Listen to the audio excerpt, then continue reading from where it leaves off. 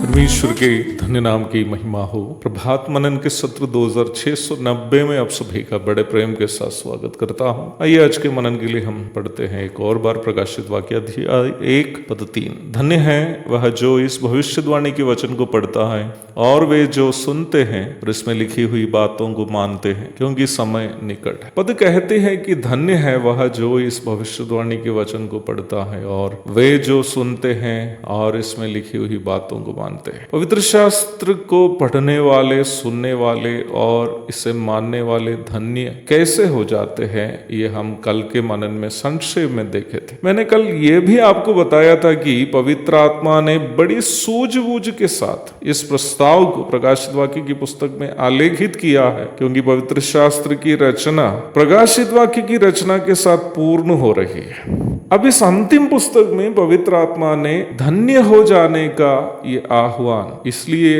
याद दिलाया क्योंकि समय निकट है। क्या चीज के लिए समय निकट है? इस अंतिम पुस्तक में परमेश्वर के आत्मा याद दिला रहा है कि क्या क्या बातें निकट है अथवा जल्द होने वाली है। जैसे कि मैंने पूर्व में बताया था, पुनः स्पष्ट करना चाहता हूं कि इस पुस्तक को अन्य पुस्तकों से अलग करके यह सूचित नहीं कर रहा है, बल्कि अन्य पुस्तकों में, चाहे वो पुराना नियम के नबियों के पुस्तक में हो या नया नियम में प्रेरितों के रचनाओं में हो, सूचित की गई बातों की परिपूर्णता को हम प्रकाशित वाक्य की पुस्तक में देखते हैं। तो पद कहते हैं कि भविष्यद्वक्तागण हो या यीशु मसीह स्वयं हो या प्रेरितों के द्वारा बताई गई बातें हो, उन बातों की परिपूर्णता होने का समय निकट है। बाइबल के अनुसार प्रभु यीशु मसीह के प्रथम आगमन के समय से अंतिम समय शुरू हो चुका है अथवा पूर्णताओं की ओर पहुंचने का समय आ चुका है। इब्रानी अध्याय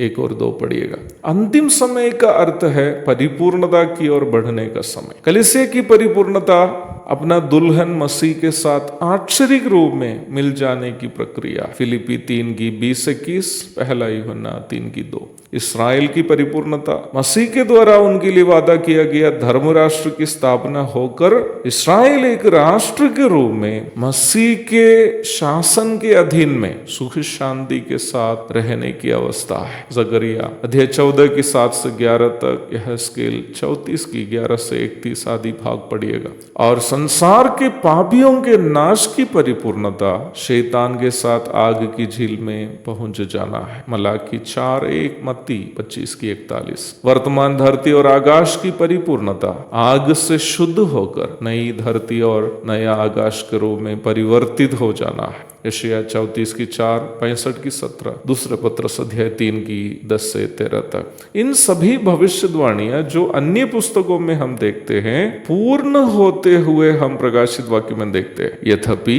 प्रकाशित वाक्य भी एक भविष्यवाणी की पुस्तक ही क्यों ना हो, अन्य भविष्यकालीन घटनाओं की तुलना में जो दूसरे पुस्तकों में आलेखित है, उससे पूर्ण होते हुए यूहन्ना जो दर्शन देखा उसे हम प्रकाशित वाक्य में देखते हैं। इसलिए यहां बताया कि समय निकट है। उन सभी घटनाएं जिसकी भविष्यवाणी हम अन्य पुस्तकों में होने का जिक्र करते हुए देखते हैं, प्रकाशित वाक्य में पूर्ण होती हुई उसे हम देखते हैं। और प्रकाशित वाक्य की यह रचना शैली एक अन्य बड़ी सच्चाई हमें याद दिलाती है। बाइबल में जो भी भविष्य में होने की घटना को पूर्ण होती हुई हम वचन में देखते हैं, जबकि वो घटना अभी भी होनी बाकी है, हमें ये निश्चितता देती है कि उन घटनाएं यथाशीघ्र पूरी होगी ही। इसलिए पद हमें याद दिलाती है, धन्य है जो इस भविष्यवाणी की पुस्तक पढ़ते हैं और सुनते हैं और मानते हैं। एक और शुभ दिन की धन्य कामनाओं के साथ आज का मनन में समाप्त करता हूँ। प्रभु आप सबको आशीष दे। आमीन।